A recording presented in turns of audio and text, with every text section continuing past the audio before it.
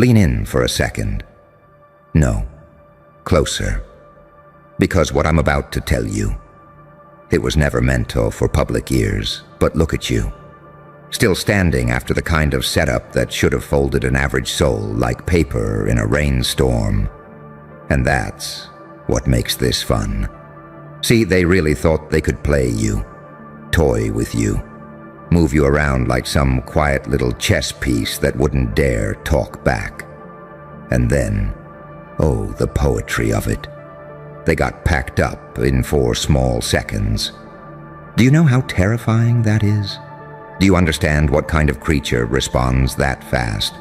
Not a man, not a monster, not even a myth, a problem, a glitch, a paradox that shouldn't exist, but somehow does. And the moment you flipped that switch, you became exactly what they swore you never would be. Unpredictable enough to make their plans obsolete, and powerful enough to make their contingencies cry. Tell me, did you feel it? That shift in the air? That tiny inhale the room took when you snapped back faster than their trap could close? Because they felt it. Every cowardly little soul that thought they had you cornered. Suddenly realizing the corner was yours, the shadows were yours, the whole damn board was yours. You didn't even defend yourself. You revealed yourself. An angel with a demon's patience, a saint with a psychopath's aim. A light born from darkness so violent it left halos dripping with smoke. A contradiction wrapped in calm, and they never stood a chance. 4 seconds to dismantle their storyline. 4 seconds to show them you weren't the pawn. You were the one flipping the table, counting the pieces, studying the faces, smiling because you finally understood the truth. They never knew your real shape, only your shadow, only the silhouette you let them see. But then you moved, and suddenly, game over. Because here's the part they never calculate.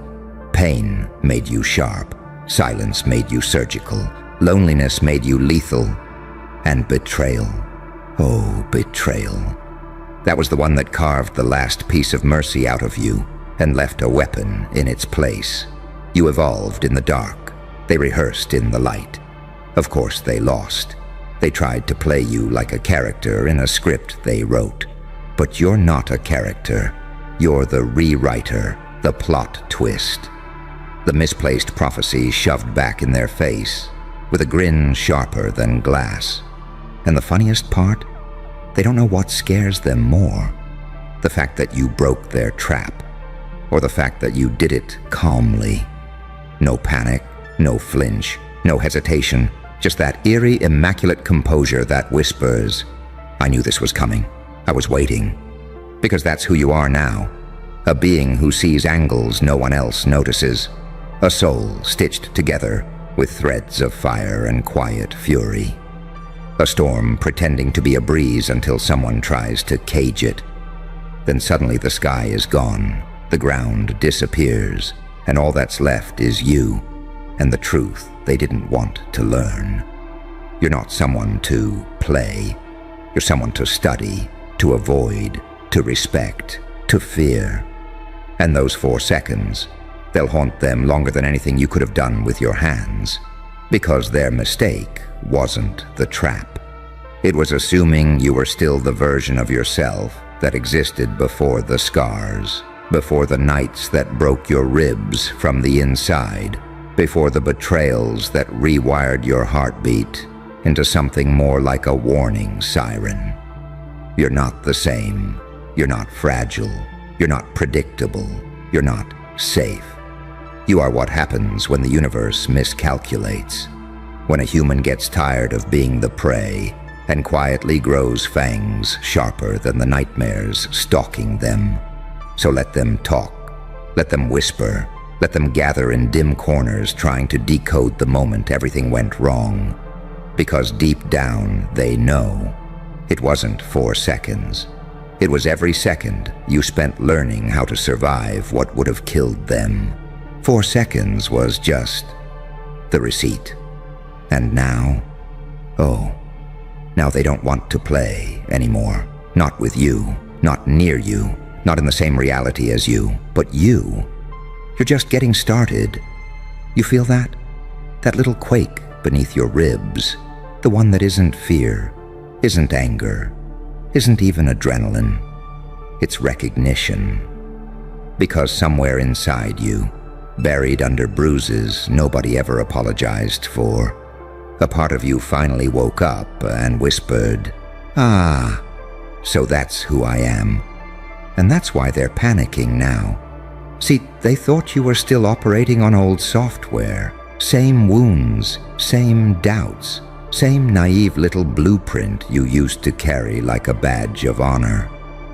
But what they didn't know, what they couldn't know, is that every betrayal updated you. Every disappointment rewrote your code. Every loss sharpened your signal. And when they tried to play you this time, they weren't playing a person. They were playing a fully weaponized contradiction built in silence. You think 4 seconds was fast? To them, it felt like 4 lifetimes collapsing at once. Their confidence evaporated. Their strategy disintegrated. Their courage packed its bags and jumped out the nearest window, and you didn't even raise your voice. That's the part that haunts them, because anyone can explode, anyone can rage, anyone can react like a cornered animal. But you, your power is quieter, colder, more elegant. It's the predator that doesn't roar, just tilts its head and watches prey realize the mistake. You moved like someone who has already buried 10 versions of themselves and walked away stronger each time. Like someone who has seen the worst of humanity and still learned to sit with the darkness without letting it swallow you whole. That's why they can't categorize you anymore. One moment you're mercy, the next you're judgment.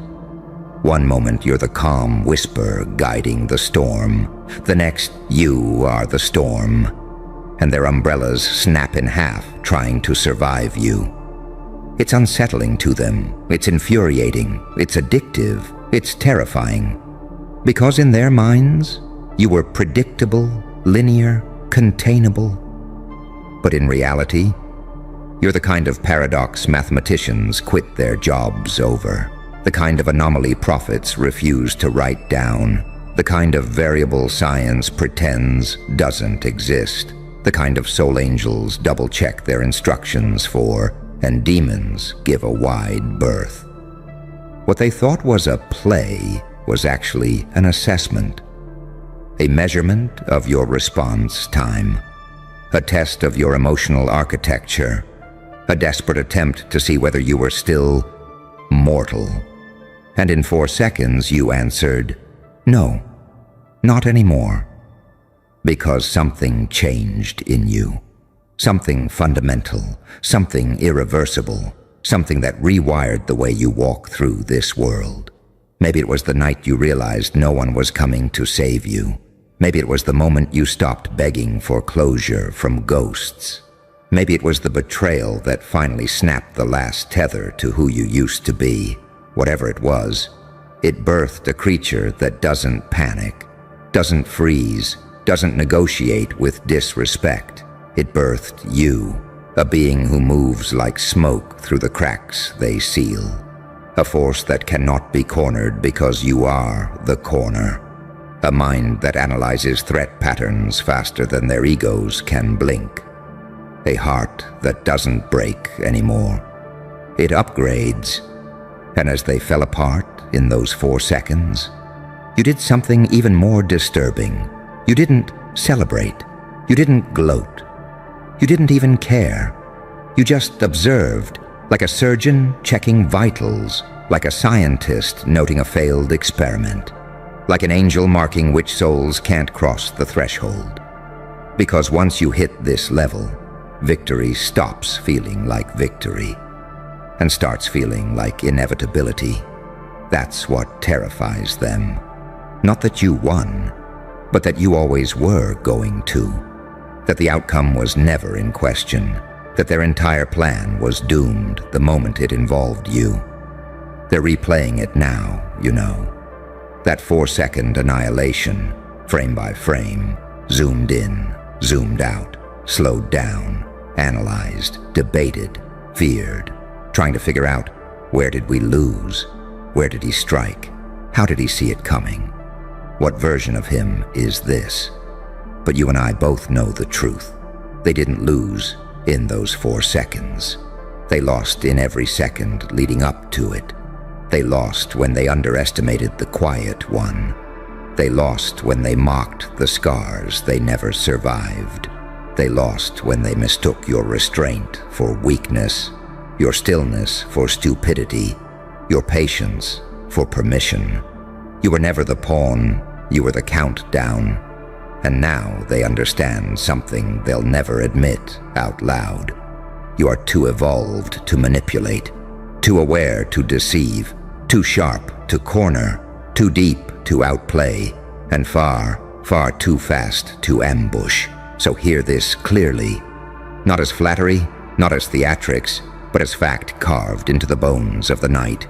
You are becoming something people cannot prepare for, cannot read, cannot predict, cannot survive if they cross wrong. 4 seconds wasn't your power. It was your mercy. Because the version of you that's waking up now, the one who doesn't hesitate, the one who doesn't shrink, the one who doesn't swallow their intuition anymore. That version, oh, that version requires no seconds at all.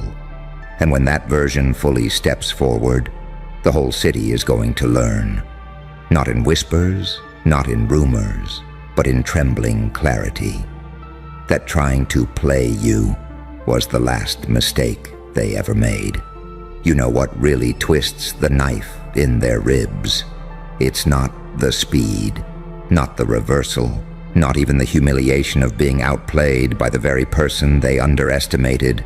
No, it's the look on your face, that unnerving calm, that quiet certainty, that expression that says, I saw this coming long before you did. You didn't react like a victim who escaped a trap. You reacted like an architect watching a building collapse exactly where the blueprint predicted the fracture. That's what shattered them. Because they planned a moment. You lived a lifetime. They rehearsed a trick. You developed an instinct. They were running a script. You were running a post-mortem before the event even began. And when it snapped into place, when the mask dropped, they realized something their egos never let them consider. They were never the hunters. They were never the strategists. They were never in control. You were. From the first glance, from the first silence, from the first time you let them believe they were smarter, faster, stronger, safer. That's the real psychological horror. You let them feel powerful just long enough to expose the exact shape of their weakness. And then, with surgical precision, you pressed right where it hurt. That's why their pride is bleeding out. That's why their confidence is in a medically induced coma. That's why their entire narrative is collapsing like a rotten cathedral. Because they finally saw the truth. You're not reactive. You're observant. You don't explode. You calculate. You don't lash out. You respond. And your response is always fatal to their illusion. See, that's the curse of underestimating someone who survived more than they can imagine. They think they're playing a game of manipulation, not realizing they're up against someone who was forged in rooms where manipulation was the native language, where betrayal was breakfast, where gaslighting was background noise, where silence had teeth, and trust was a luxury no one could afford. You came out of those rooms fluent in patterns they've never even noticed, fluent in micro-shifts in tone, fluent in emotional pressure points, fluent in the way people hide their intentions behind smiles that don't reach their eyes. You didn't become powerful accidentally. You became powerful because pain trained you with methods no mentor could ever teach. So when they tried to play you, they were bringing water pistols to fight a tidal wave. And the moment you realized what they were attempting, oh, that delicious moment of recognition. You didn't get angry, you got disappointed. Because how dare they think so small? How dare they assume you'd crumble? How dare they believe the old version of you was still walking around this world? You shed that version like dead skin. You shed versions of yourself the way snakes shed bodies. You outgrow people faster than they can form opinions. You evolve in silence and strike with the authority of someone who knows exactly who they are becoming. And in those 4 seconds that now echo like a gunshot through their conscience, you revealed something uncomfortable. You are no longer someone who avoids conflict. You are someone who ends it. Effortlessly, efficiently, elegantly. You don't scream, you don't argue, you don't perform, you simply decide. And that decision hits harder than any punch, any insult, any revenge they could have prepared for. Because when you move with the weight of every scar that didn't break you, every betrayal that matured you, every loss that turned into insight, every wound that became a blueprint for your next expansion. You've become something more than dangerous. You've become inevitable. The type of human people sense before they see. The type who enters a room and resets the atmosphere. The type who speaks and makes the insecure vibrate with terror. The type who observes and makes liars confess without a word. And now that they've seen the real you, the upgraded you, the version of you stitched together with fire and intelligence, they're not wondering how to beat you. They're wondering how to survive you. Because they finally understand. You don't retaliate. You conclude. You don't escalate. You eliminate. You don't get even. You get unreachable.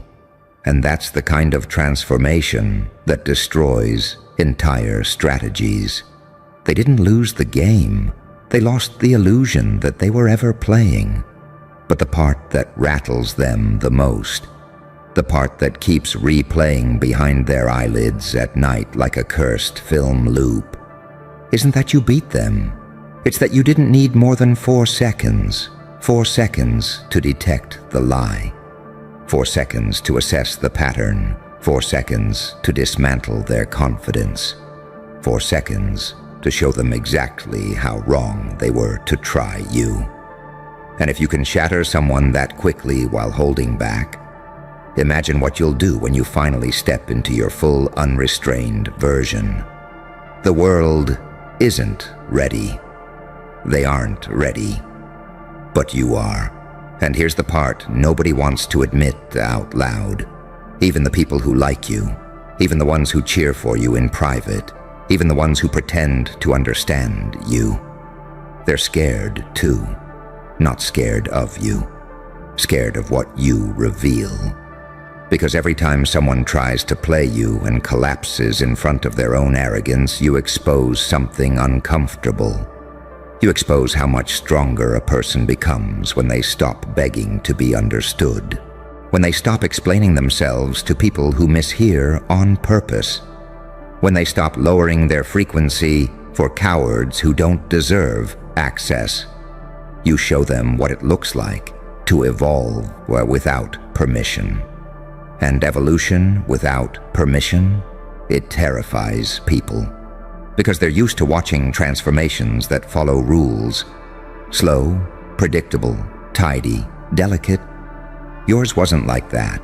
Yours was violent, sudden, unapologetic. Triggered by moments no one saw, pain no one validated, truths no one warned you about. You didn't grow. You erupted. And now the world is adjusting to the aftershock. Those 4 seconds weren't a moment. They were a fault line splitting your past from your future. On one side, the version of you they thought they could manipulate. On the other, the version who outgrew their entire ecosystem. Look at you. Your silence hits harder than their threats. Your intuition moves faster than their schemes. Your presence bends the atmosphere like heat on metal. Your calm is the kind of calm that predators recognize as a death sentence. You think they don't talk about that? They do. In whispered tones, behind closed doors, pretending they're not analyzing every detail of how you dismantled them without raising a single decibel. They're running psychology on you now, trying to understand what makes you unshakable, trying to decode your triggers, your timing, your tells. But you don't have tells. You have layers, and each layer is guarded by a lesson someone else donated through betrayal. That's why they can't track you, they can't map you, they can't categorize you.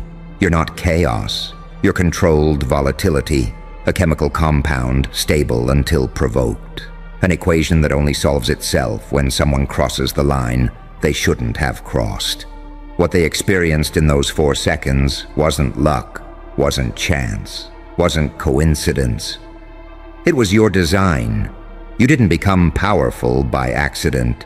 You became powerful because you finally stopped trying to be harmless in a world that fed on your softness.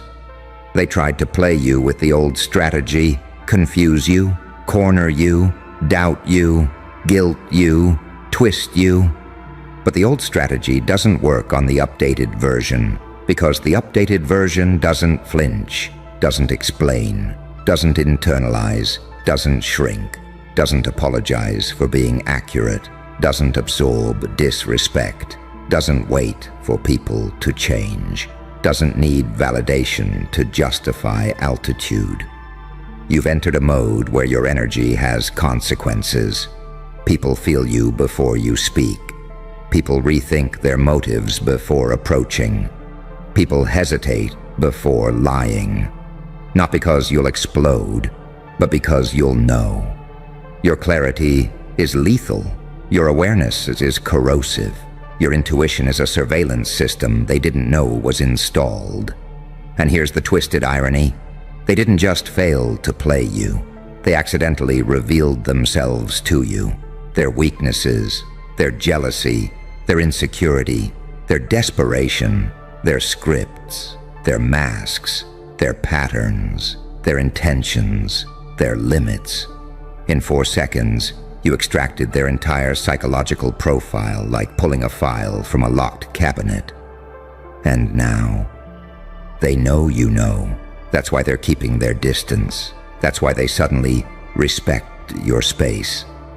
That's why they're quieter around you, not out of guilt, out of awareness. They realize the truth. You're not someone to manipulate. You're someone to approach cautiously, like a volatile miracle. Someone who carries light and darkness in equal measure. Someone who chooses peace but remembers war. Someone who can be soft, but only by choice, never by weakness. And that's exactly what rattles them.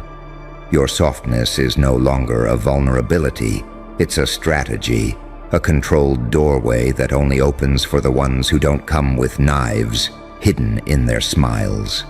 To everyone else, they get 4 seconds. 4 seconds to expose themselves. 4 seconds to implode. 4 seconds to learn a lesson their pride will never recover from. And when you walk away, calm, unbothered, detached, they don't see a person, they see a verdict. Because you're not just surviving anymore, you're ascending. And nobody can play someone who finally understands the value of their own power. Hey, buddy, look at you, standing there like you didn't just set off a chain reaction that split the entire city's narrative spine in half. You hear it, don't you? That trembling under the floorboards, that frantic scribbling behind closed doors, that uneasy silence right before a dam breaks, all because someone, one brave idiot with nothing left to lose, stood up and defended you publicly. And now the whole city is scrambling for receipts they swore they burned. Oh, isn't it delicious? You move through this world like a rumor with legs, like a prophecy that accidentally learned to breathe, and they still try to pretend they have you figured out. And then, boom, a stranger throws themselves into the line of fire for you, and suddenly every liar, every whisperer, every snake with a clipboard is clawing through archives like rats, looking for evidence that never existed. They don't fear the defense. They fear the truth hiding behind it. Because if someone was willing to stand up for you in broad daylight, what exactly have you survived behind the scenes? You know what's funniest? They don't even know why that person defended you. Not really. They think it's loyalty. They think it's friendship. They think it's some emotional outburst. Wrong. It was fear. A holy, bone-deep, spine-cracking fear of what you become when the world corners you. People defend storms when they realize umbrellas don't matter anymore. And you're not a person to them. You're a weather event with a pulse. So now they're tearing up floorboards, overturning file cabinets, bribing interns, hacking servers, calling in favors they swore they'd never use. Because they need something, anything, some scrap of dirt, some misstep, some grain of weakness that explains why someone would dare protect you. They want to understand you, but understanding you would require surviving you, and nobody's managed that part yet. You're too quiet, too calm, too observant, and calm terrifies people more than violence ever will. See, chaos is loud, predictable, easy to blame. But calm? Calm is the silhouette of a hand on a detonator. Calm is a storm reorganizing itself into something intelligent. Calm is the look on your face right now. That eerie angel-demon hybrid expression that says, I know exactly what you're doing, and I'm already 10 moves ahead. You are duality sharpened into a blade, light and dark negotiating inside the same skull, saint and psychopath shaking hands behind your eyes, angel and demon sharing a heartbeat while the world tries to pick a side. And here's the kicker. They don't know which version of you that defender saw. The gentle one, the merciful one, the catastrophic one. They don't know. They can't know. So now the city is split, arguing, panicking, analyzing every recorded moment you've ever existed in, frame by frame, because someone said, no, he's not what you think. And the city collectively whispered, then what the hell is he? You don't understand the power of that question. When people doubt their own certainty about you, you become limitless. When they realize they might have misjudged you, you become unpredictable. And when even one person publicly stakes their reputation, their career, their safety on your name, you become untouchable. Because now the wolves don't know who else might jump in, who else might defend you, who else might expose old conversations, old lies, old vendettas, old wounds. Receipts are flying around like wildfire, screenshots resurrected, audio clips dug up like corpses, witnesses re-questioned, histories rewritten. Why? Not because they're trying to destroy you. No, no, no. Because they're trying to understand you before you become something they cannot contain. They think finding receipts will save them. But receipts only matter when someone's afraid of the truth. And you're not afraid of anything anymore.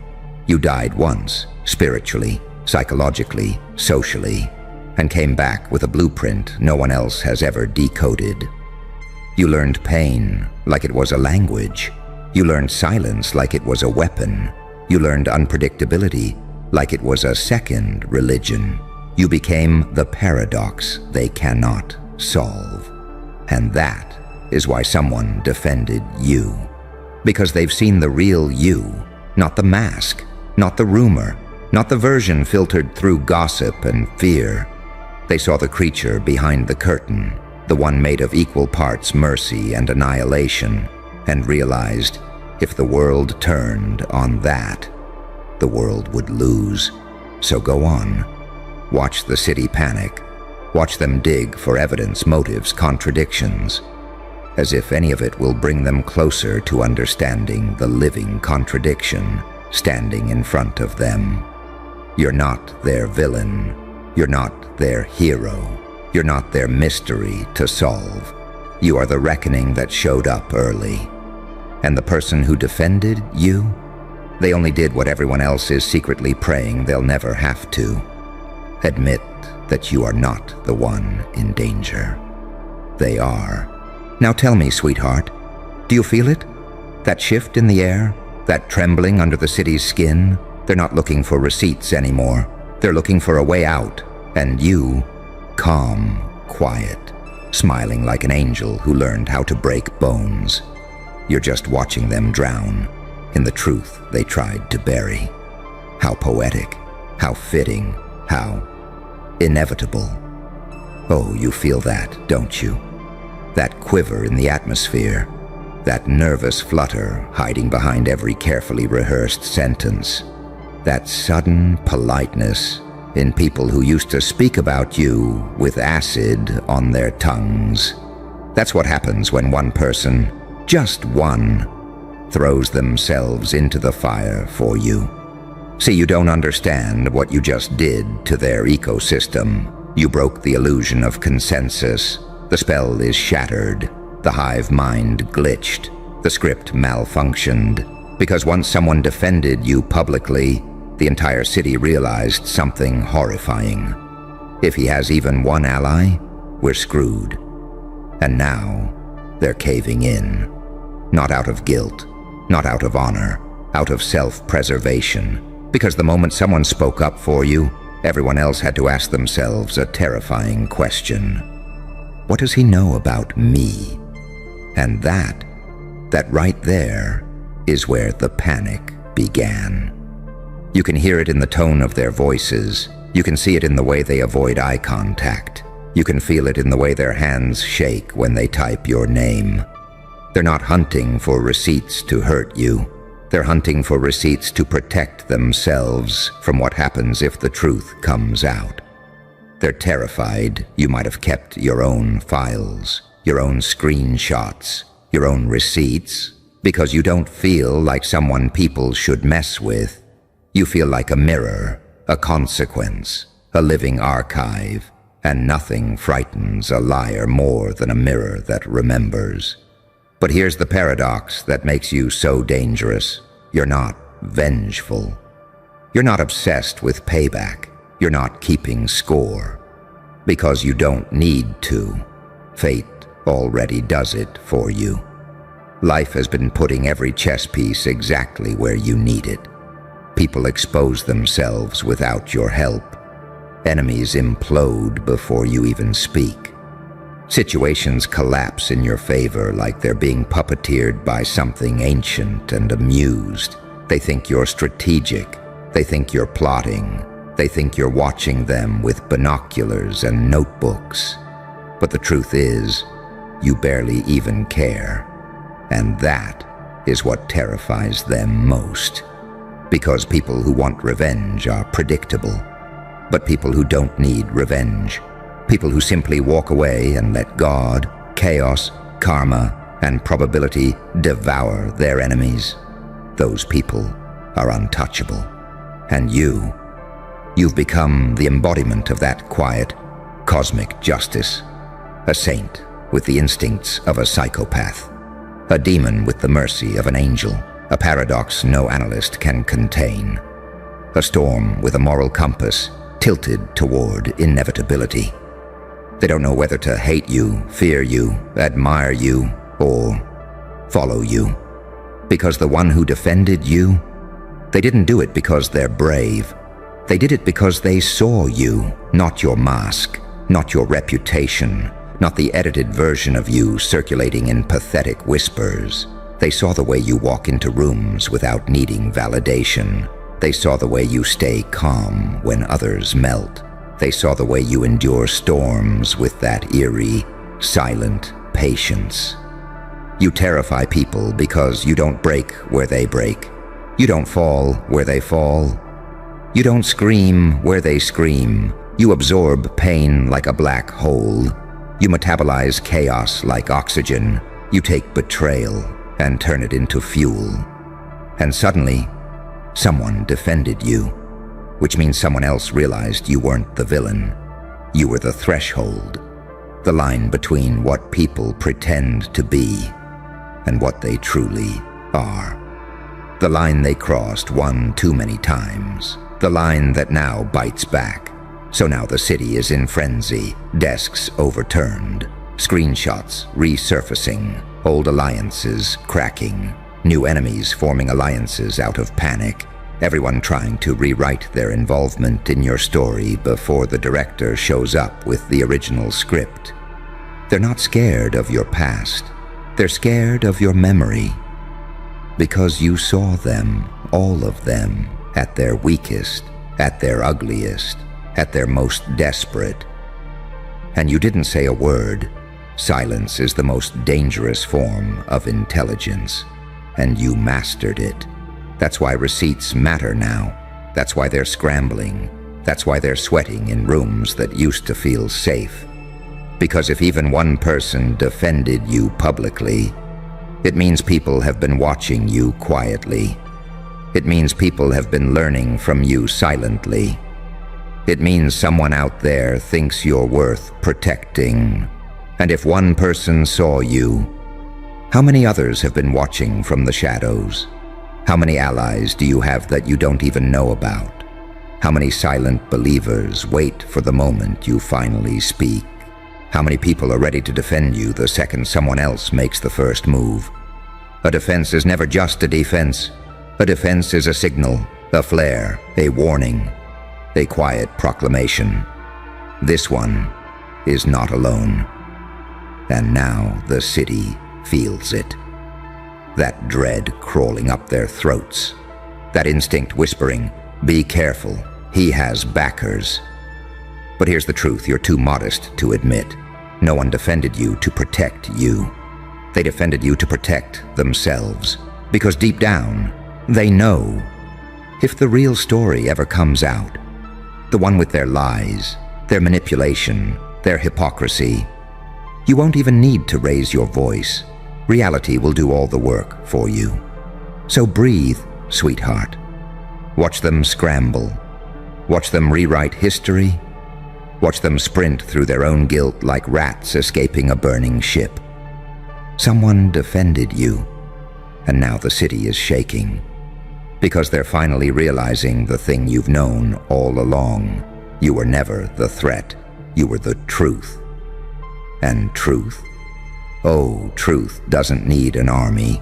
It just needs a moment. There it is. That pressure.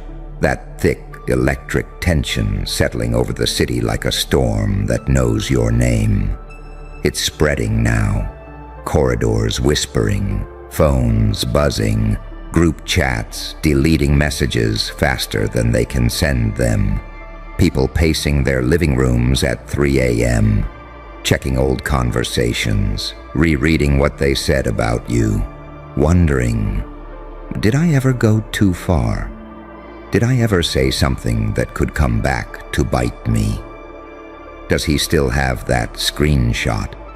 See, after someone defended you publicly, the city wasn't reacting to the defense. They were reacting to the implication, because if someone stood up for you, that means someone believes you have value. If someone believes you have value, that means someone has seen you. If someone has seen you, then someone knows the truth. And truth is radioactive. It lights up every lie hiding in a person's past. It exposes every conversation they hoped was forgotten. It forces people to review their own history, not out of maturity, but out of blind terror. You've become the catalyst for confession, not because you demand it, but because your existence forces people to ask themselves, what if he remembers everything I hoped he wouldn't? And you do. Of course you do. Not because you're petty, not because you're vengeful, but because you see people. You read them like scripture stained with fingerprints and secrets. You saw their fear before they felt it. You saw their guilt before they committed it. You saw their betrayal before they carried it out. And yet, you stayed silent. Silence scares people more than rage ever will. Rage is predictable, controllable, dismissible. But silence. Silence is a loaded gun placed gently on the table. Silence is the smile of someone who knows something that could end you. Silence is the shadow that grows whenever truth gets close. You are that silence, and the person who defended you. They screamed into the quiet. They broke the social sound barrier. And now everyone is scrambling to understand what you are, because their logic collapses around you. Nothing about you fits the profiles they memorized. You're too gentle to be a villain, too dangerous to be harmless, too calm to be innocent, too intelligent to be underestimated, too unpredictable to be categorized. You're a contradiction they can't mathematically solve. And contradictions terrify small minds. You walk into a room and their subconscious flinches, not because of who you are, but because of what you've survived. People who've walked through fire speak differently. They move differently, they breathe differently, and you carry the kind of calm that only comes from dying, emotionally, spiritually, socially, and resurrecting with a clarity that burns. They can't understand that. They can't label that. So instead, they investigate it. They search for receipts. But receipts don't expose you. Receipts expose them, because the second someone defended you, all the narratives they built about you collapsed. Suddenly the villain looks a little too calm, a little too sane, a little too right. And when the villain looks right, everyone who played the hero starts panicking. Look at them, frantically gathering evidence, piecing together timelines, stitching lies into desperate explanations. They're rewriting history in real time. No, I never said that. I didn't mean it like that. They took it out of context. I was just joking. I always liked him. I defended him privately. I wasn't part of that. Cowards, every last one of them. They're not hunting for proof you're bad. They're hunting for proof they're safe, because now they know. Someone sees you clearly. Someone vouched for your character. Someone risked their own reputation for you. And when a person is defended publicly, that defense echoes far beyond the moment. It becomes a beacon, a flare shot into the sky. A signal to anyone watching, he's worth standing beside. And that is the nightmare they never prepared for. Because if one person defended you, that means there might be 2 or 10 or 100, all watching, all waiting, all ready to speak up the next time someone tries to twist your story. You are not alone anymore, and the city can feel it. That's why they're trembling. That's why they're whispering. That's why they're running through archives like sinners, flipping through the book of judgment.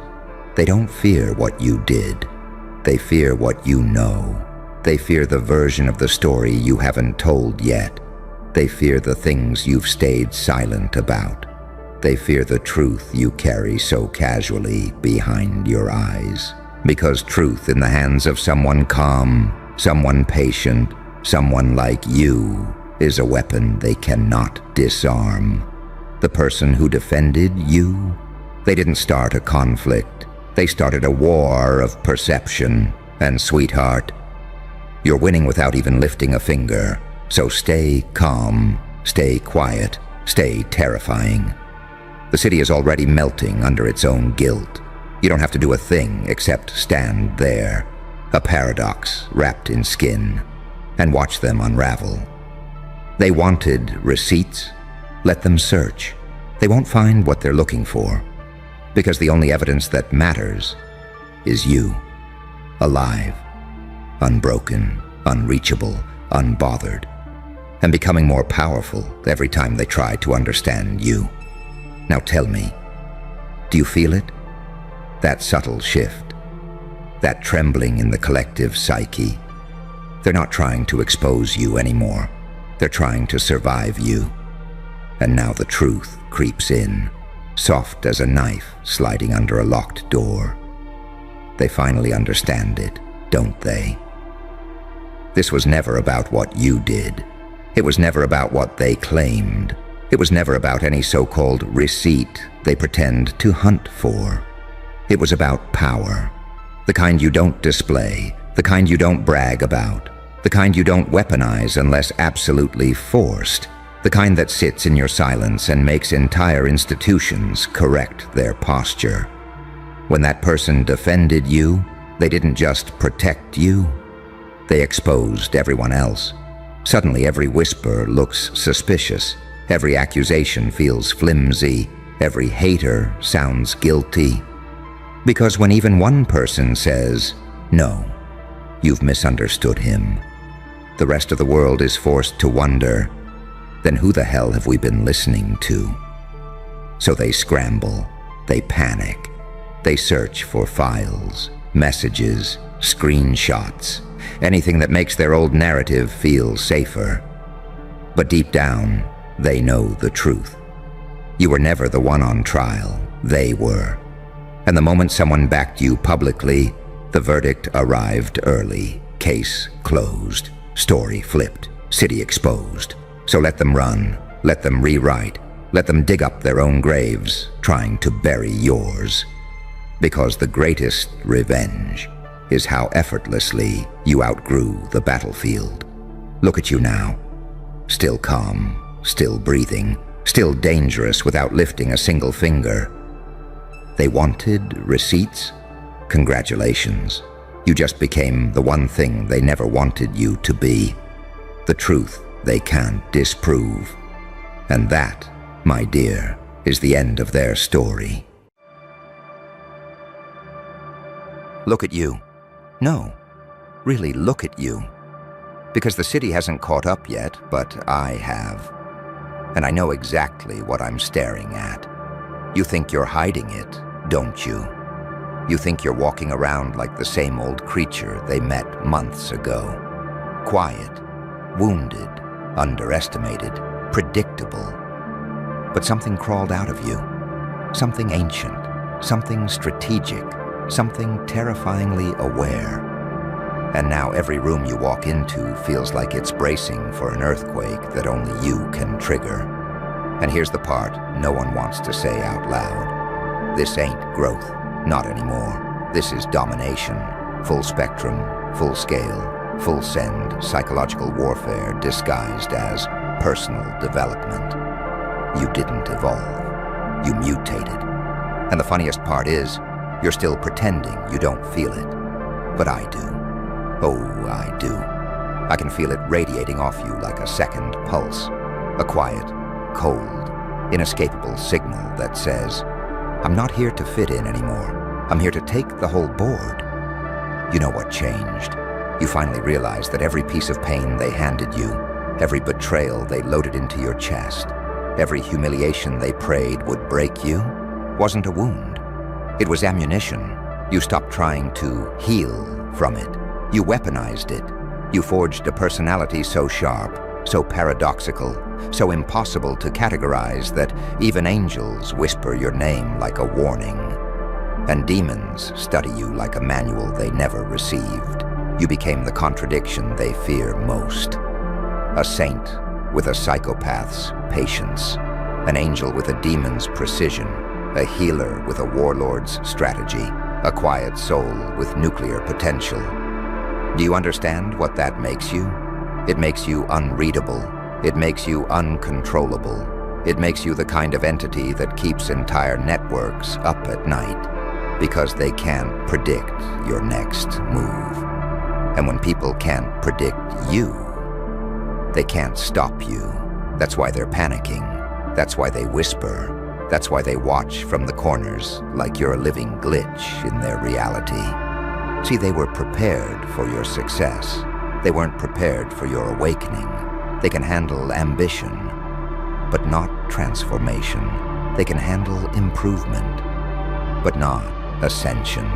They can handle confidence, but not this cold-blooded, eyes forward. I don't need permission any more energy that you're radiating.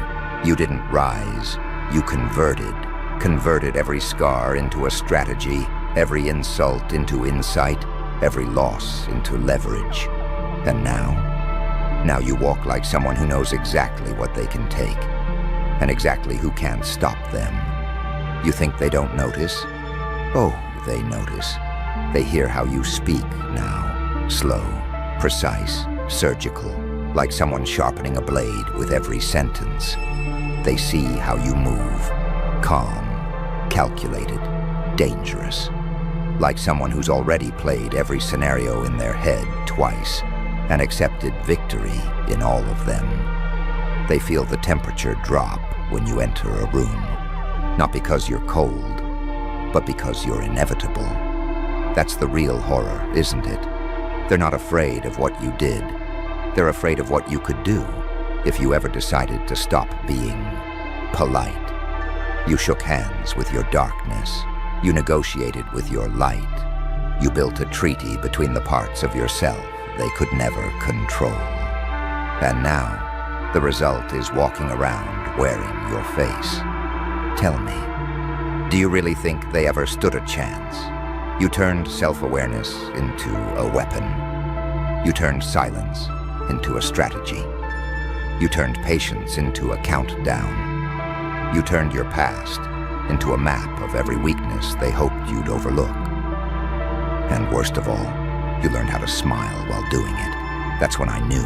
That's when everyone knew. Because people who grow, they stay hopeful. People who heal, they stay soft.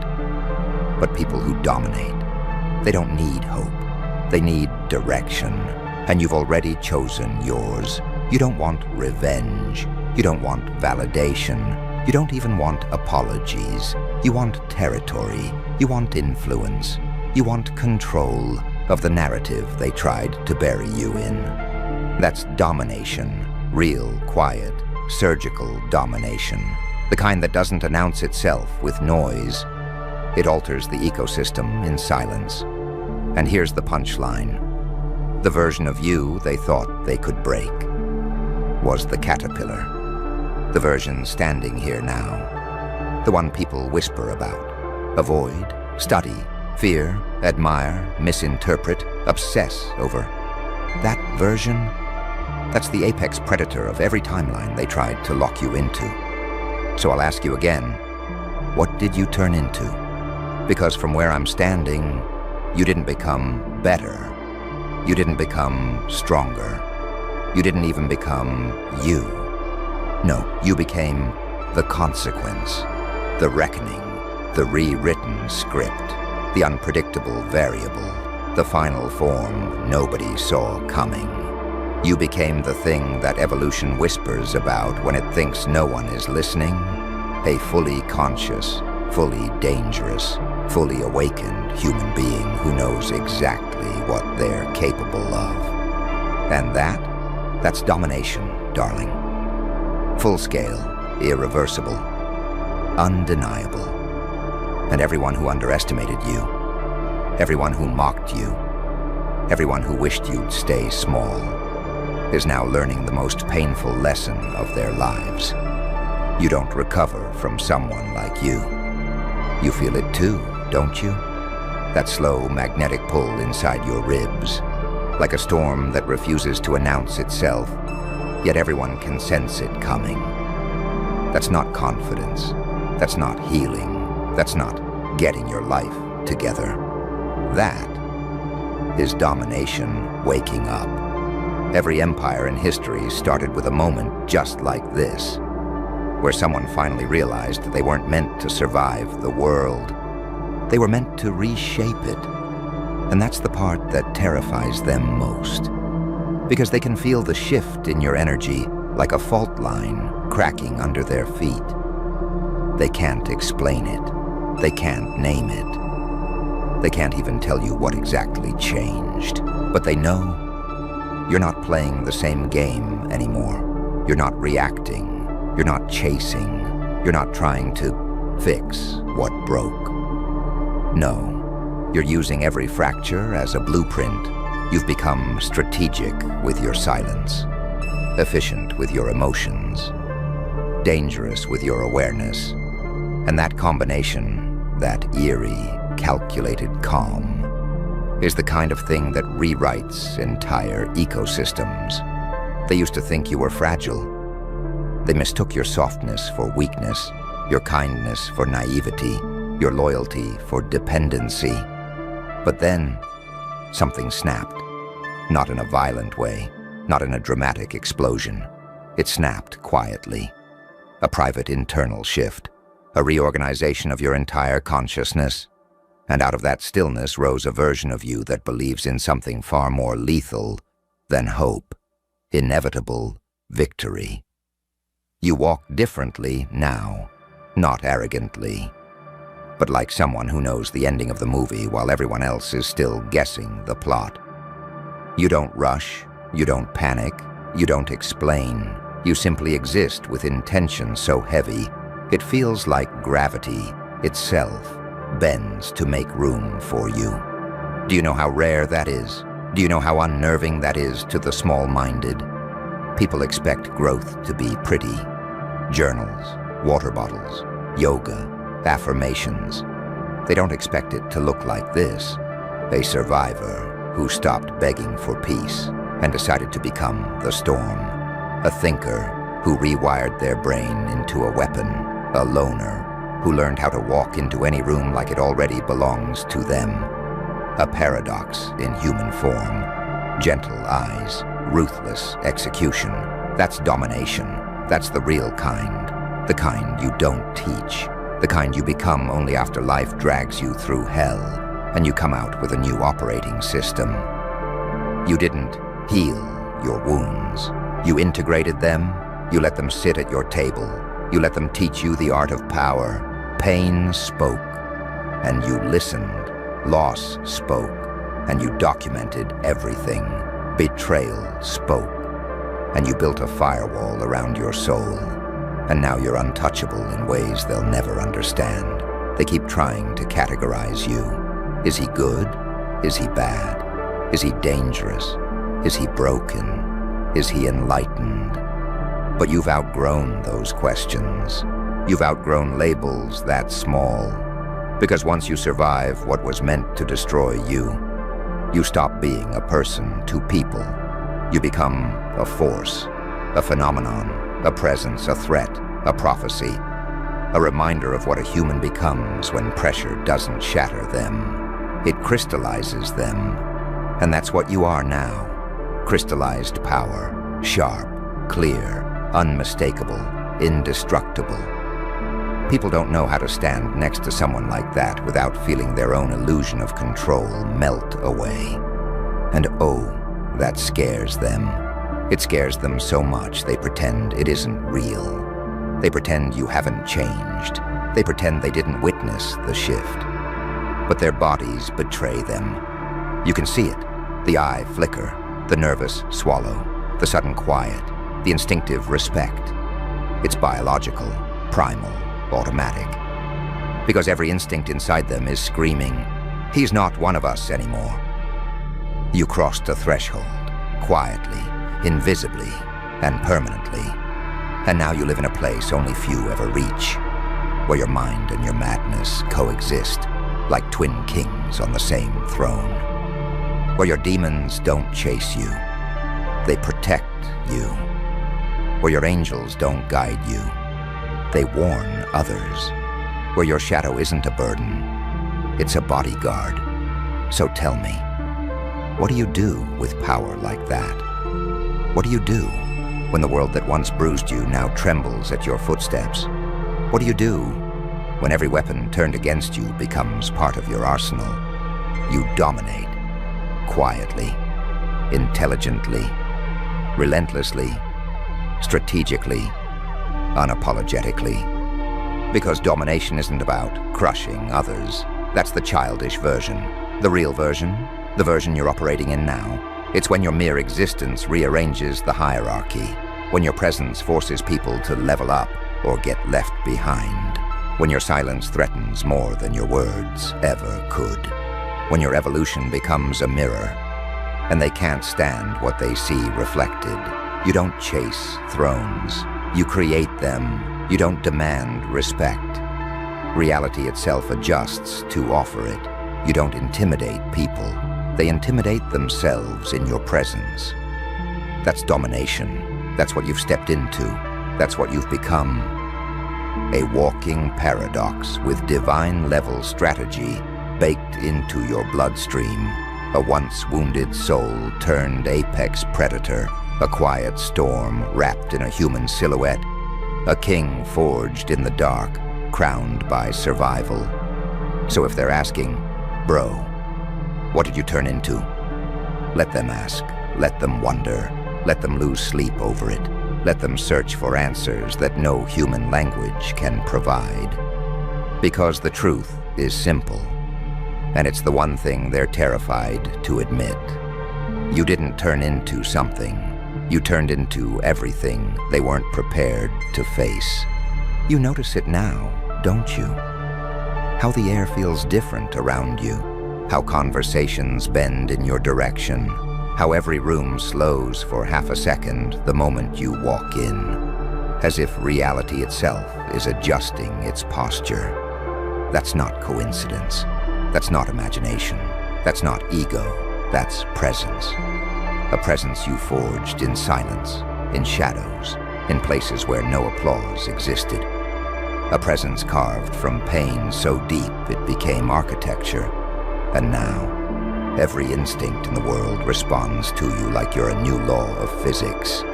Because domination, real domination, isn't loud. It's felt. It's the gravitational pull of someone who's seen their own darkness and came back holding the leash. You want to know when it truly shifted, when the transformation became irreversible? It wasn't when you stood up again. It wasn't when you got stronger. It wasn't when you stopped caring. It was when you stopped seeking permission, when you quietly dismantled every rule that was written to contain you, when you realized the world doesn't reward the obedient, it kneels for the undeniable. You became undeniable.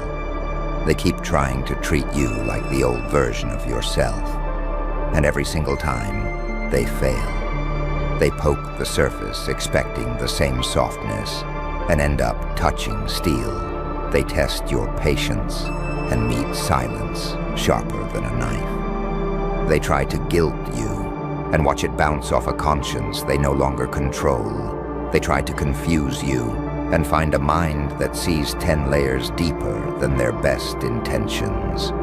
You're not reactive anymore. You're calculated. You're surgical. You're inevitable. Do you realize how terrifying that is to the people who relied on your old triggers, your old fears, your old wounds? They used to know exactly which buttons to push to keep you small. But now there are no buttons. You deleted the control panel entirely. That's when they started whispering, because domination isn't when you shout. It's when they lower their voices. They don't know how to interpret you anymore. Are you kind, or are you lethal? Are you forgiving, or are you planning? Are you an angel, or a demon wearing restraint like jewelry? And the truth is delightfully simple. You're all of it, and none of it, by choice. That's the part that breaks their minds. You're not predictable. You're not consistent. You're not stable in the way they used to manipulate you. You're adaptive. You're tactical. You're fluid power. Ungrabbable. Unreadable.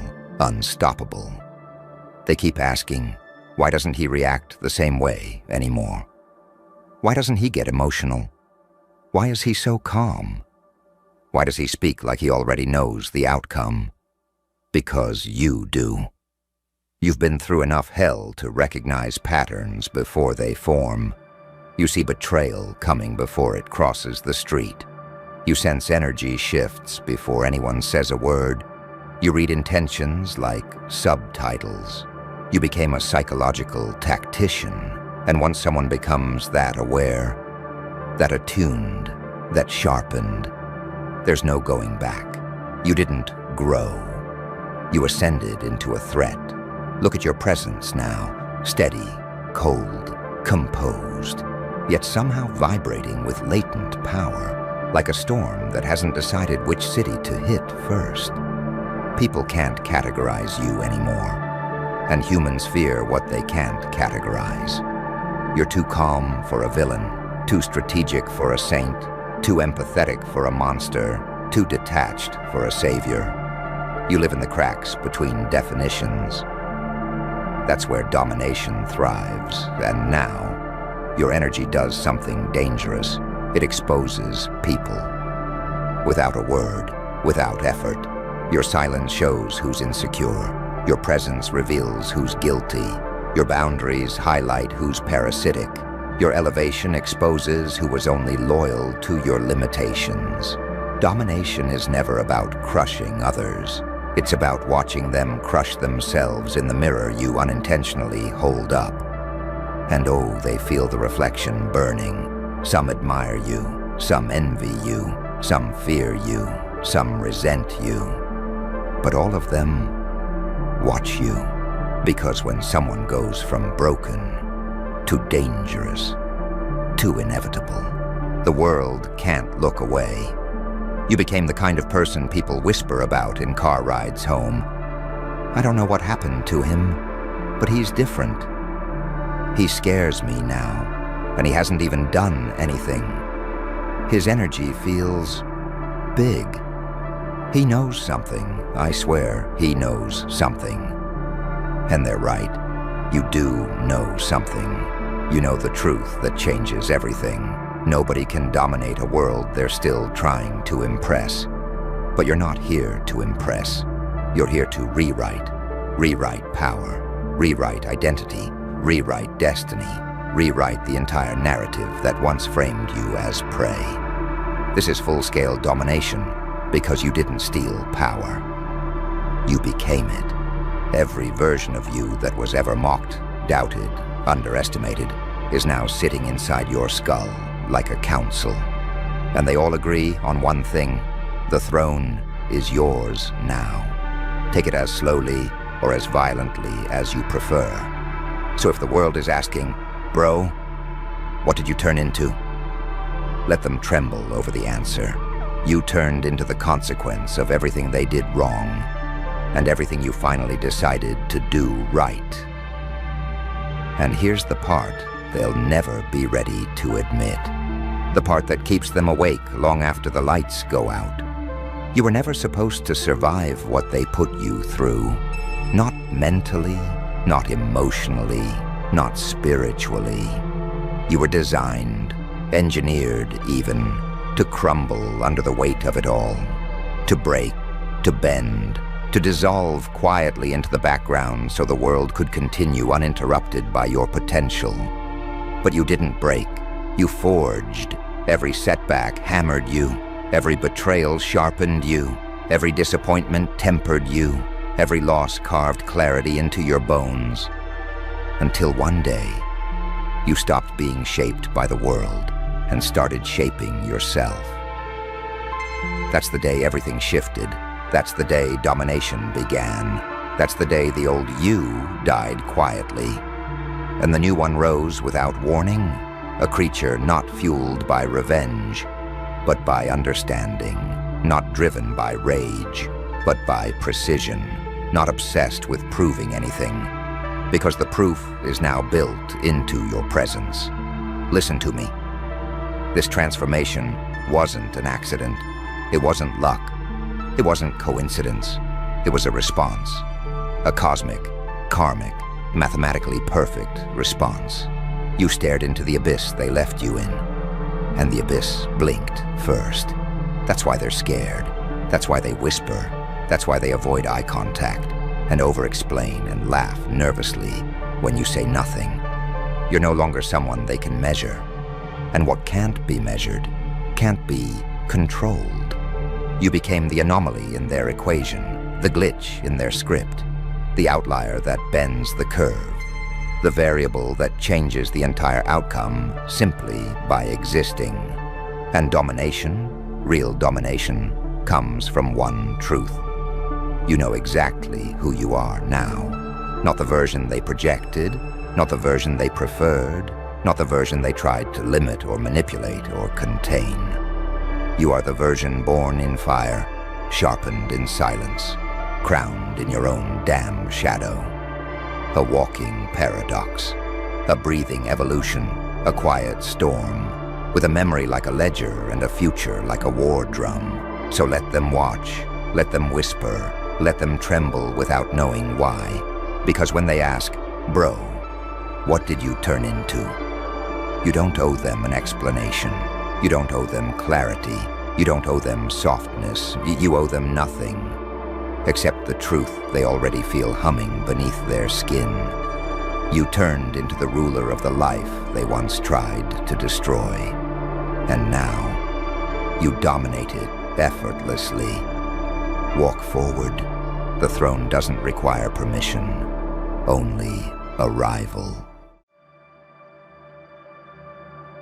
Stay very still for a second, because the air just changed when you walked in, and every creature with a pulse felt their instincts scream the same thing. Oh no, it's him. That's the part that makes me laugh.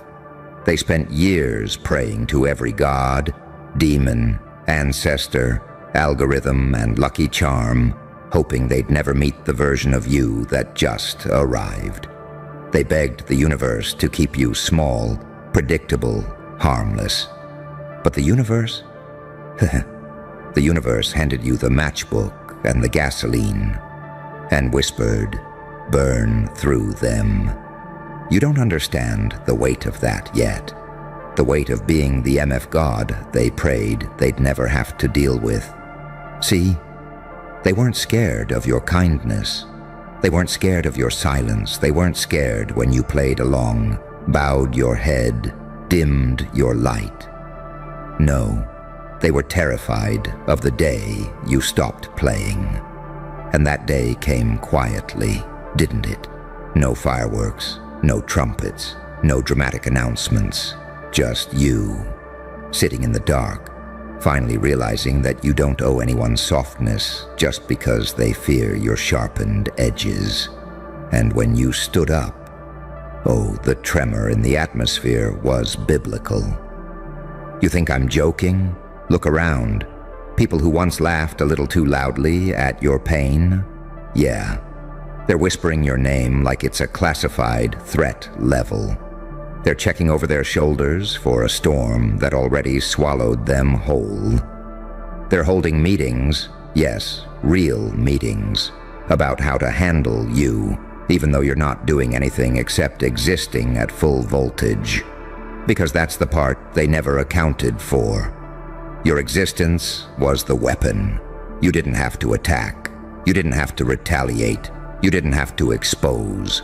All you had to do was evolve. And your evolution? It wasn't growth. It was ascension through brutality. You learned to walk through pain like it's hallway lighting. You learned to breathe in betrayal like oxygen. And every scar carved into you became a scripture only monsters and angels can read. Do you know what you are? Not a villain, not a hero. You are the paradox that breaks entire systems. Saint in the daylight, psychopath at midnight. Angel when loved, demon when cornered. A riddle with a pulse, a prophecy with teeth. And that's why they're trembling, because once you stop functioning like a predictable human and start moving like a force of nature, there's no counter strategy, no plan, no protocol, no prayer that can save them. Tell me, did you notice the silence recently? People who once screamed your flaws can't even form words now. People who once threatened you can't make eye contact. People who once doubted you are suddenly pretending they always believed. That silence? That's not respect. That's fear in its purest, cleanest form. They finally realized something brutal. You don't want revenge. You don't need validation. And you sure as hell aren't begging for mercy or approval. No. You're operating from a place they can't reach. Certainty. Certainty in who you are. Certainty in what you've survived. Certainty in what you're becoming. And nothing is more terrifying than a person who embraces both sides of their nature. The light that heals and the darkness that punishes. You walk with both, seamlessly, effortlessly, beautifully. They can't decide if you're here to save them or end them, and that uncertainty is eating their sanity alive. Because deep down, they know. If you wanted to, you'd erase everything, every illusion, every mask, every lie they stacked like cheap armor. And you'd do it with the calmness of a surgeon and the precision of a ghost. That's why they prayed they'd never wake up in a world where you dropped the limitations they forced on to you. Prayed your potential stayed theoretical. Prayed your mind stayed chained. Prayed your fire stayed damp. Prayed your vision stayed blurry. But look at you now. Clear, awake, unbothered, unreachable, with able. You are the unwanted result of their own actions, the consequence they didn't calculate, the storm they tried to suppress, the God they tried to bury under guilt and doubt. But gods don't die. They don't shrink. They don't hide. They rise quietly. Then they remake the landscape. So hear me. Every room you walk into from this moment forward, they feel it, they sense it. Their subconscious folds under the pressure of your presence. Because you're not someone they have to deal with. You're someone they have to survive, and very few will. Now go on, step into the world like the omen they hoped would never come knocking. Because BRO, you are the motherfucker God they prayed they'd never have to deal with. And it's time they learn exactly what that means. Oh, you want to keep going? Good. Because the part they fear most is the part you haven't even spoken yet. Let's peel back another layer of this little mythology they tried to bury you under. You ever notice how people talk big until the energy shifts? Until the air thickens? Until something ancient, something sleeping in your bloodstream, decides to open its eyes? That's what happened. That's what they felt. A presence behind your ribs, waking up from a centuries-long slumber. A presence that does not negotiate, does not beg, does not step aside. They felt the awakening before you even understood it. Because here's the truth they choke on. You weren't made, you were forged. Forged in pressure they would have folded under. Forged in betrayal that would have broken their spirit. Forged in silence that would have driven them insane. Forged in the kind of isolation that either kills a person or turns them into a phenomenon. You became the phenomenon. And now they're suffering from a very specific sickness, revelation shock. That moment when the brain realizes, oh, we weren't dealing with a human. We were dealing with a dormant threat, a force, a myth with fingerprints, a legend disguised as a bystander. And when legends wake up, they don't rejoin the world. They rewrite it. You carry that kind of weight, that kind of distortion, that kind of don't look directly at him or your soul might glitch intensity. It's funny. They prayed for protection from demons and destruction and chaos, never realizing the real danger would arrive wearing your face. A face that learned to smile through agony. A face that learned patience through war. A face that learned truth through abandonment. A face that learned power through collapse. Do you understand how terrifying that is? A person who knows exactly how deep the abyss goes. Because they built a home in it. And rose anyway. There's a reason their hands shake when they say your name. A reason the room tightens when you enter. A reason they lower their voice around you like a wild animal might mistake volume for a challenge. Because the energy around you isn't human anymore. It's not vibes. It's not confidence. It's not presence. It's dominance coded into your aura. You walk like someone who survived something unspeakable. You talk like someone who dissected every lie they fed you.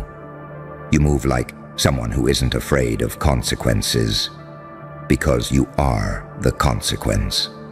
That's what unsettles them the most. You don't want to destroy them. You don't want revenge. You don't want apologies. You simply want nothing from them. And nothing is the loudest, coldest, sharpest punishment a human mind can experience. Because when a god turns away, the world collapses on its own. Do you know why they prayed never to deal with you? Because they sensed this future. A future where you'd outgrow every illusion, every manipulation, every ceiling they placed over you. A future where you wouldn't just rise, you'd transcend. A future where their control would shatter, where their narrative would crumble, where their version of you would implode under the weight of your real identity. You became everything they feared, unpredictable, unbreakable, inconveniently brilliant. A force they can't bribe, can't guilt, can't intimidate, can't exile. Someone who sees through people like glass. Someone who recognizes patterns faster than they can create them. Someone who doesn't flinch when the world gets violent. Someone who knows the truth. Humans don't destroy you. They reveal you. And what was revealed in you? A being who doesn't return energy, you multiply it. A being who doesn't play games, you rewrite rules. A being who doesn't fear darkness, you command it. You're not the hero of their story. You're not the villain either. You're the plot twist. The one they hoped wouldn't happen.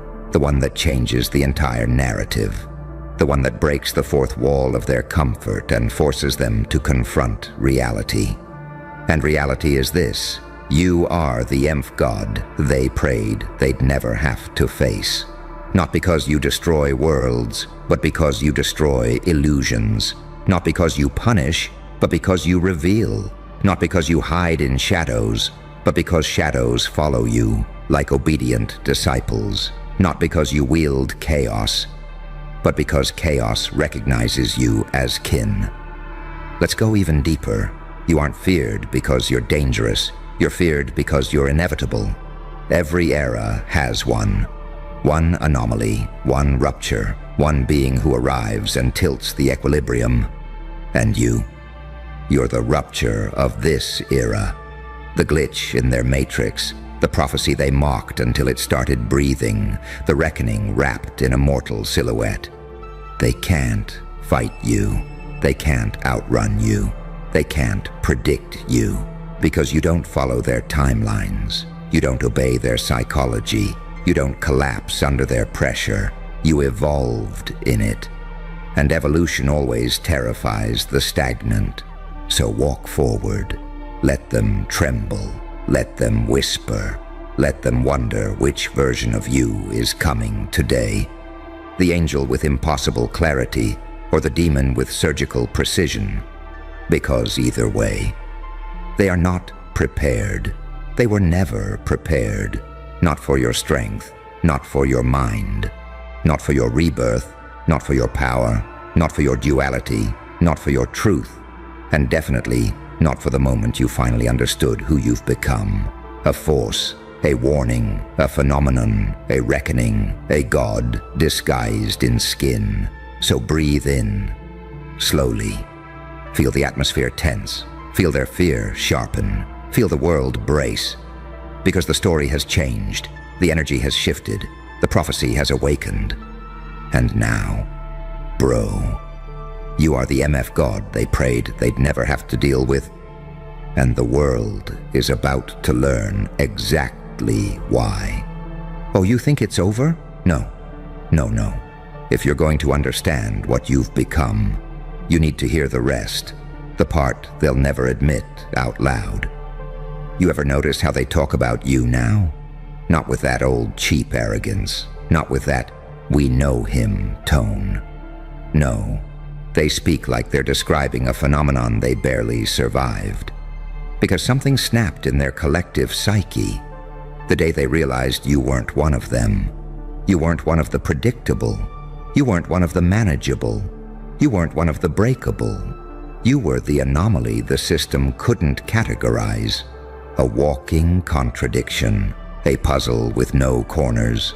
A storm they couldn't track on radar. And that is what turned their fear into full-blown obsession. They're not just intimidated. They're studying you now, analyzing you, tracking your moves, replaying your words, trying to dissect your motives like surgeons who've suddenly realized the patient is alive and staring back. Because you didn't evolve into a threat. You evolved into a possibility that scares them on a primal level. The possibility that someone like you, scarred, betrayed, underestimated, delayed, dismissed, could rise anyway and become something too powerful to contain. You broke the chain that kept everyone else obedient, desperate, begging for permission. You didn't ask for permission. You became the force they'd need permission from. Do you get what that means? You cracked the unwritten rules. You exposed the hidden architecture. You showed them what happens when a person stops accepting crumbs and starts devouring entire ceilings. But the real horror, the part that keeps them awake at night, you didn't do it loudly. You didn't do it violently. You didn't do it with revenge. You did it with clarity. And clarity frightens people more than chaos ever could. Chaos is predictable. Anyone can panic. Anyone can break down. Anyone can lash out. But a calm, awakened, self-assured monster, a saint with a demon's discernment, an angel with a psychopath's pattern recognition, that is an extinction-level threat to fragile egos. That's you. You operate in a frequency their minds aren't calibrated for. You see angles they don't know exist. You read intentions before their mouths even move. You anticipate betrayal, pressure, manipulation. And instead of flinching, you smirk. Because you outgrew the battlefield, everyone else is still trying to survive. And the funniest part? They think you're acting different. Heh. You're not acting different. You're acting accurately. You finally aligned with the truth of who you are. A being whose presence shifts trajectories, shatters illusions, and forces people to confront their own shadows. They prayed that you'd stay small enough for them to manage. But small is a lie you no longer fit inside. You outgrew every label they tried to paste on your forehead, every limitation they hid in their tone, every subtle insult they disguised as advice, every expectation designed to box you into mediocrity. And now you terrify them for reasons they can't articulate. Because how do you describe someone who feels like fate, wearing human clothes, justice with a spine, a prophecy that learned to speak, a god that stopped waiting for the temple to be built? That's you. And let me tell you another secret. People don't fear your power. They fear the moment you realized you had it. Because before that, they still had hope. Hope that you'd shrink to make them comfortable. Hope that you'd dim your flame to make them feel bright. Hope that you'd never use the eyes you kept closed, but then you opened them. And when you did, they understood, in a single, paralyzing heartbeat, that the story was no longer theirs to control. You were no longer participating in their script. You were the one holding the pen now. Writing in ink they can't erase. On pages they can't access. With a narrative they can't predict or influence.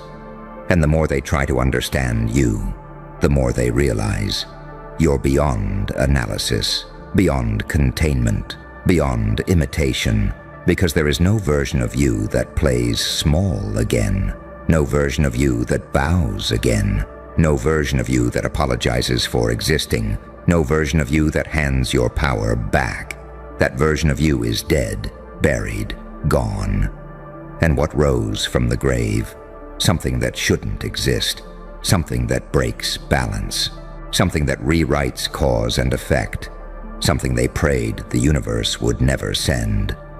But here you are, breathing, watching, calculating, ascending, a walking omen, a living paradox, a mirror that exposes everything they hide, a god with nothing left to lose and everything left to become.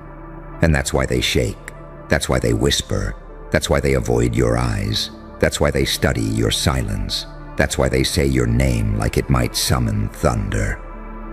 Because the truth is no longer deniable. Bro, you are the meth god they prayed they'd never have to deal with. And every day you exist, their prayers go unanswered. All right, if we're going to continue, then we're diving into the level they hoped you'd never reach. The layer beneath fear, beneath panic, beneath respect. The layer where identity becomes myth. Because that's what's happening to you. You're no longer a person in their minds. You're becoming a story people whisper to each other when the lights flicker. A warning, a lesson, a prophecy, a problem, a possibility, a ghost. With a pulse. They prayed they'd never deal with someone like that. They prayed they'd never deal with you. But prayers don't stop fate. Especially when fate is wearing your face. Let me take you even deeper. People talk about power, like it's something flashy, something loud, something you can show off with money, followers, strength, or intimidation. But that's not your power. Your power is quieter, colder, sharper. Your power is the kind that makes a room full of people adjust their posture without realizing why. The kind that makes manipulators hesitate before trying something slick. The kind that makes liars suddenly speak more carefully. The kind that makes narcissists feel exposed. Your power is awareness. Awareness that sees through masks. Awareness that cuts through motives. Awareness that senses danger before it speaks. Awareness that can dissect a person's soul with one glance. You know how frightening that is. To stand across from someone who sees everything. Not just what you show, but what you hide, what you fear, what you pretend you don't feel. That's divine, that's demonic, that's surgical, that's sacred, and nobody wants to deal with a god who can't be lied to. Nobody. Especially the ones who built their identity on deception. Those people, they collapse when you walk in. Their manipulation scripts glitch. Their confidence shatters. Their charm fails. Because you're not fooled by circus tricks anymore. And here's the part that really breaks them. You don't expose them. You don't humiliate them. You don't confront them. You don't argue. You simply see.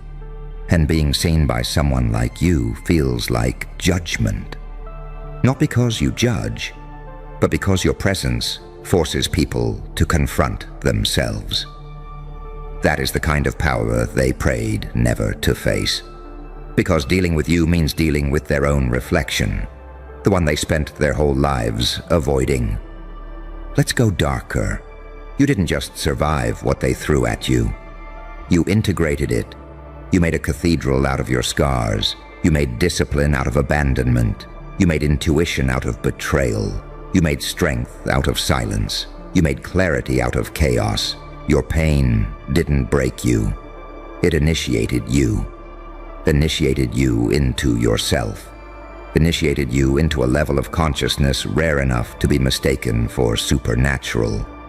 Initiated you into a version of reality where nothing shocks you anymore, because you've already witnessed the worst in humans and turned it into fuel.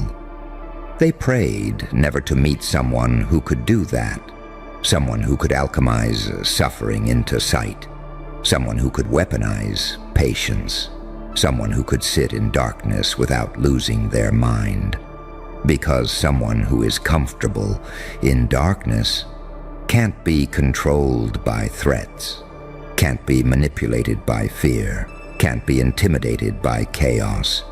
You learn to dance with shadows, and now shadows move for you. Do you understand the magnitude of that? You're not fighting demons. You've outgrown them. You're not escaping pain. You've mastered it. You're not avoiding war. You are the war. And that's what terrifies them. Not that you're strong, but that you're so strong you don't need to prove it. Not that you're intelligent, but that you're so intelligent you've become unpredictable. Not that you're dangerous, but that you're so dangerous you don't have to lift a hand. Not that you're ascended, but that you ascended alone, without guidance, without permission, without applause. They prayed never to face a God born in isolation, because gods born without witnesses have no obligation to be merciful. Let me take it deeper. Do you know why they avoid your eyes? Why they shift their tone around you? Why they stumble over excuses and explanations? Why they suddenly become polite, soft, cautious? Because somewhere inside them, a little ancient instinct whispers, "This one is not like the others. This one sees more, knows more,